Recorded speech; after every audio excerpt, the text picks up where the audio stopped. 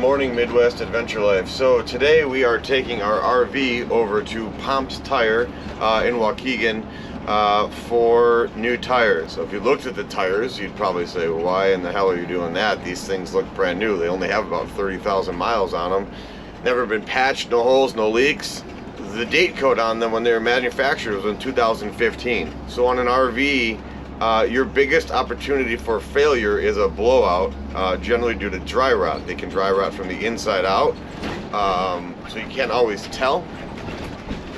So they say generally 5 to 7 years you should replace your tires.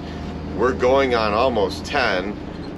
So having said that, this RV stays inside storage, out of the sun, on a concrete pad, when it's not being camped. So it really only sees sunlight maybe a few weeks out of the year, if that.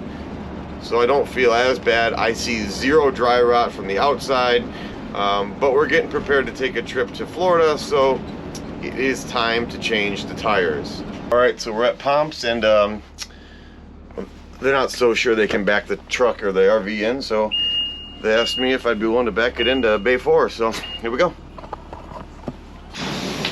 Like your buddy, kid.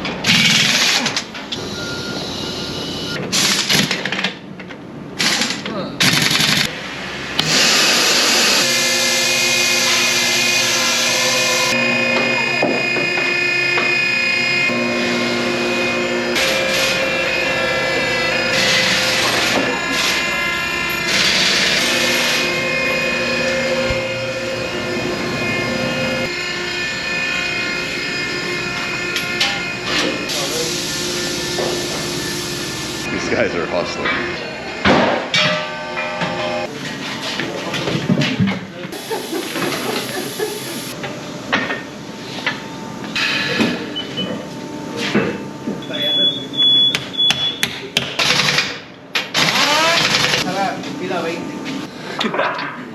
I have Lakeport Academy here for flat tire.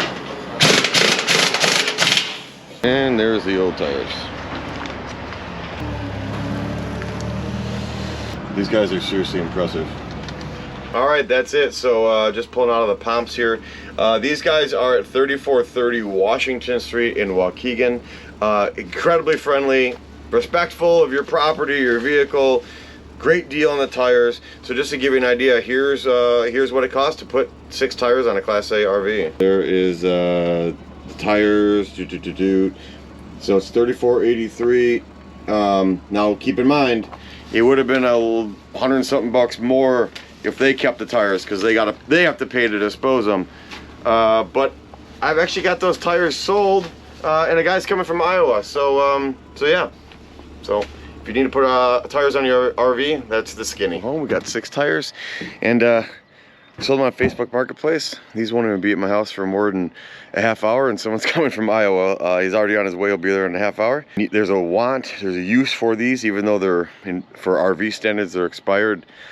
Guys put these on tractor trailers, or maybe an event where if there was a blowout, it wouldn't be catastrophic like an RV. The other thing I want to show you guys, see how that almost like glass. I don't even know what they really are made of, but those are balancing beads. Instead of actually putting a weight on the tire, they put these beads in them. And as the tire rotates, it finds the off-center spot and dissipates into them.